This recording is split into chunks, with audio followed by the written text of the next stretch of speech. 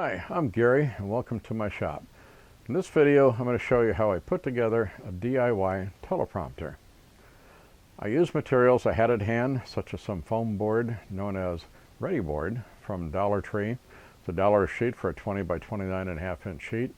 I had an old picture frame of 10 by 13 inch and I kept the frame in glass and tossed the materials for holding the picture.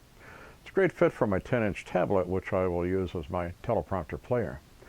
Some hot melt glue, some scrap wood and wood glue, some miscellaneous hardware, as I will explain in the upcoming clips.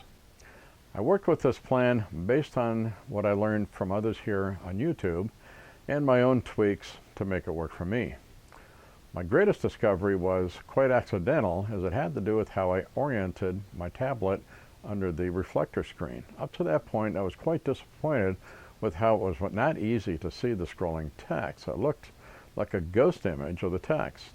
Just the change of the orientation made a world of difference. So I changed and tweaked my design along the way. This is not a build video, but a review of what I did. It is hard to do a build video when you're prototyping it, but this is a first prototype.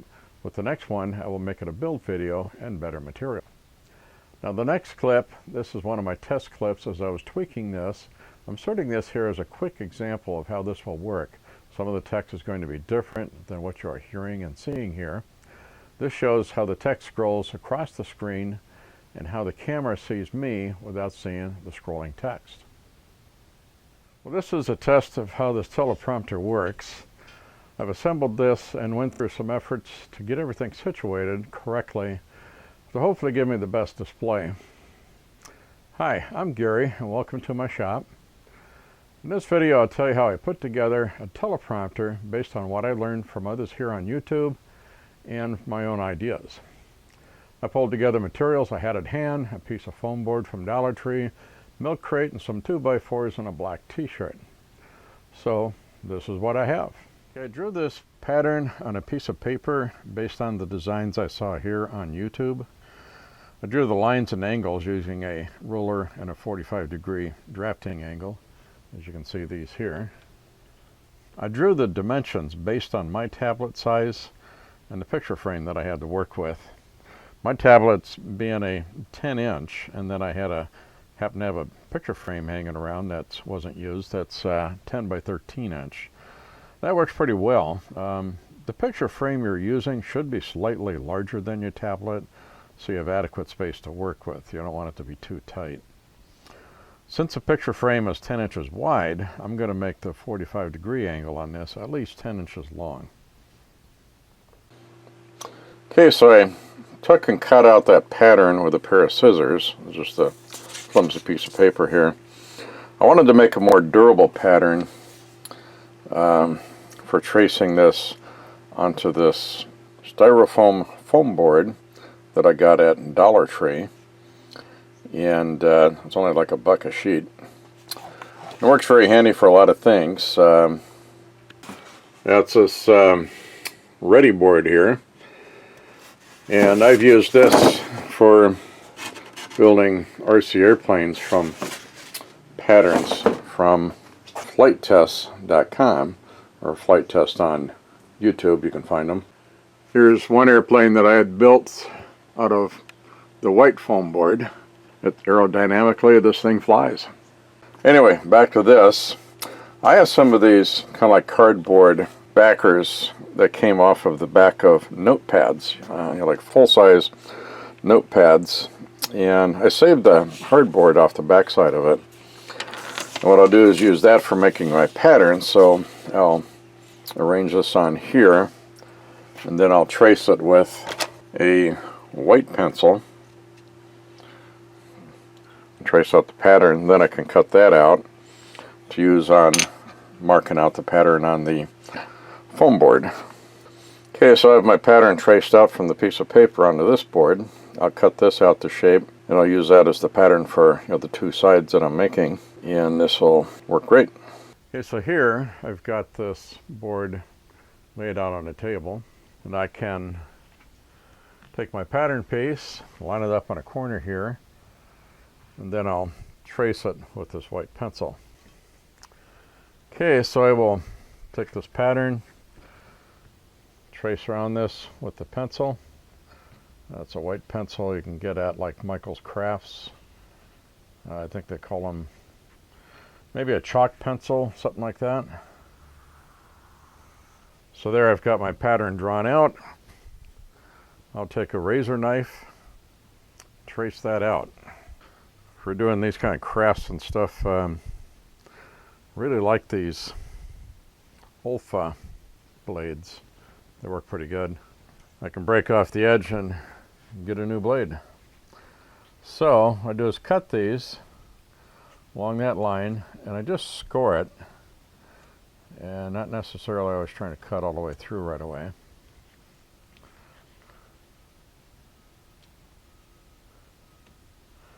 It's if you just score it lightly at first, you get a start line that guides you, and you can get it a lot straighter that way. For this longer line here, might be easier to use a ruler as a guide, and then draw your knife along that.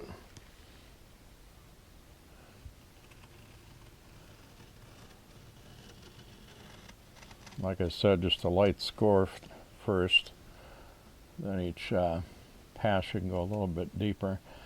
These are tricks I've learned from building these RC airplanes out of styrofoam board.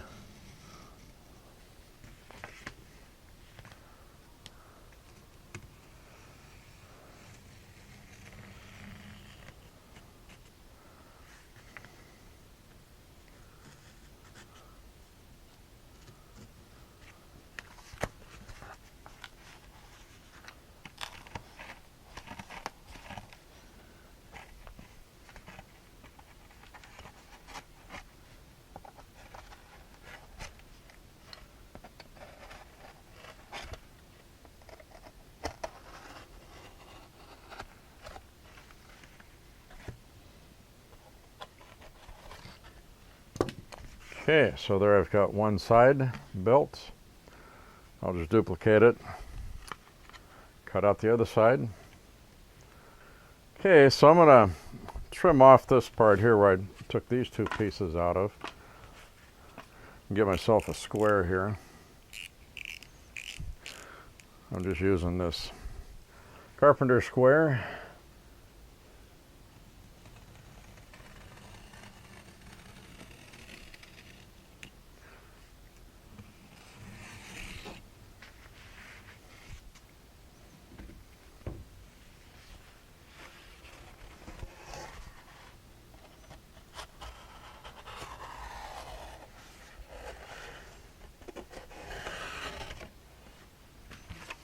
So I've got that square. Then I'm going to cut out a square base here to be 13.5 by 12 inches. So I'm going to mark out, let's see, 13.5, then 12 inches here.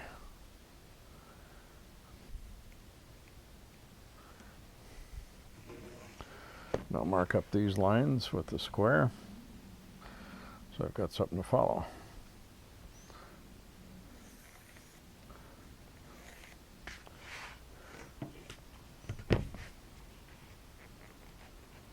Always try to make sure you get your square edges lined up well.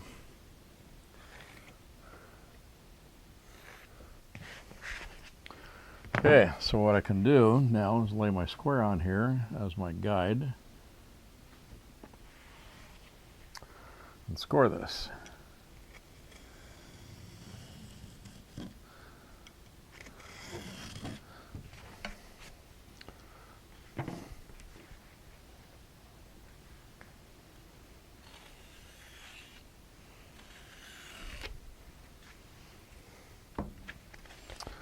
Okay, cut this through.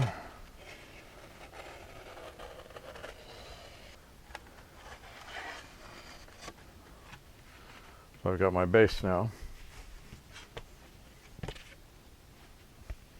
Still going to use part of this here for making a support brace on the back end of these.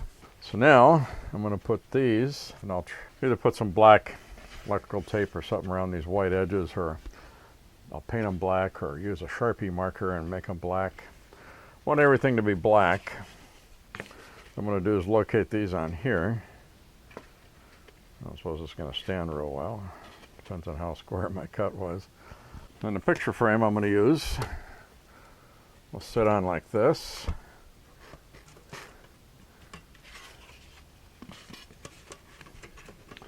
I have yet to make some adjustments to secure this glass in here. But just give you kind of an idea of what I'm doing here. On this other side, this is where the tablet will sit, project into the glass so I can see it, and then the camera will shoot in from this angle to take a picture of me without seeing the scrolling text. Then I'll put a support piece between here to give that support. Okay, so I've got this put together here. Got a brace across the front. The two sides are on. Brace across the top of the back, and I got one down on the lower bottom there too. My tablet fits right in here. It'll project, I'll read it from this angle. My camera will shoot in from this angle, and it's not supposed to see the scrolling text as I'm reading it. Now, some of these pieces that I put together, these framing pieces and supports, what I did is cut, this is just sample pieces here, but I just cut them up like this, put a little bit of hot glue on there, set this, the other piece on there, then hold a square to it and hold it for a few seconds, and that sets it up and holds it very good with the hot glue. Got to be very careful with working with hot glue though, because it can burn your fingers, and that's not always a pleasant deal. Put this box together based on some of the patterns I'd explained before, and I put this 8x13 picture frame in there. I did some hot glue along the edges in here to hold this glass in place well. I put some additional sides on these, and then a flip top to help provide some of the cover, which a black cloth will go on to, also to, you know, try and block out a lot of the light. Additionally, in this part here, I have a little framework that I built that'll hold the camera. Camera will sit on that. I have this screw that I bought from Home Depot. It's a screw 1/4x20 with wing nuts on it, or wing handles on it. Then I used a nylon washer that fits the 1/4 inch, and then that fits up inside this to attach the camera there. And I've got this mount height adjusted for my particular camera so that when it's looking through the glass frame here, the lens is going to be in the center of looking through here, and that's that way it keeps me from seeing any side shadows of the framework of this.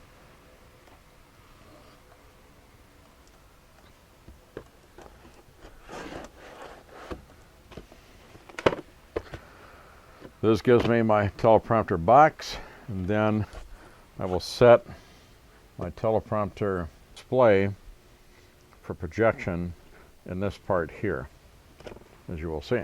Oh, another thing is, I did design a piece of plywood here for all of this to mount to, and in the middle of it here, I put a T-nut with a 1/4x20 T-nut in there. I countersunk it in a little bit with a Forstner bit to sink it down a bit. That way I can mount this whole assembly to a tripod, and it remains very steady that way. Nothing's gonna, even if I bump it a little bit, it's not gonna fall down on the floor and crash on me. So, seems to work pretty good. It's a prototype. I'll keep working on it to make a better one and then do a build video on that. Here's just another quick shot insert on how I built this in here. Well, I hope you enjoyed this video. If you got something from it and you liked it, please give me a like. If you want to see future videos as I bring them out, please subscribe. On this video in the beginning, I used the teleprompter. I'm not using it right now, but I used it in the beginning, my initial part of it. And also I gave a quick view of how the teleprompter worked in the first part of this video here, so you can kind of see how the text scrolls and how it looks through the camera lens without seeing the scrolling text. Anyways, please give me a like and please subscribe. Thank you. Well, this is a test of how this teleprompter works. I've assembled this and went through some efforts to get everything situated correctly to hopefully give me the best display. Hi, I'm Gary and welcome to my shop. In this video I'll tell you how I put together a teleprompter based on what I learned from others here on YouTube and my own ideas. I pulled together materials I had at hand, a piece of foam board from Dollar Tree, milk crate, and some 2x4s and a black t-shirt. So this is what I have.